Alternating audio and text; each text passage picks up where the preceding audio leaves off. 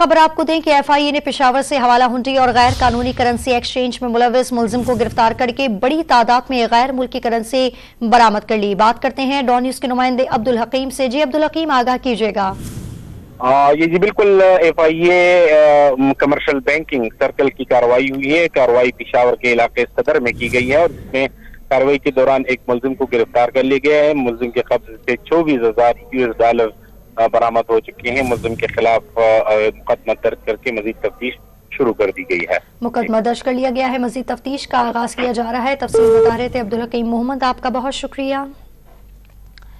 आपको अपडेट कर रहे हैं इस हवाले से कि पेशावर में FIA की कार्रवाई सामने आई है और करेंसी स्मगलर को जो है वो गिरफ्तार कर लिया गया है। FIA ने पेशावर से हवाला हुंडी और गैर कानूनी करेंसी एक्सचेंज में मुलविस मुलजिम को गिरफ्तार करके बड़ी तादाद में गैर मुल्की करेंसी जो है वो बरामद कर ली है। गैर कानूनी करेंसी एक्सचेंज में मुलविस मुलजिम से $24,000 बरामद कर लिए गए।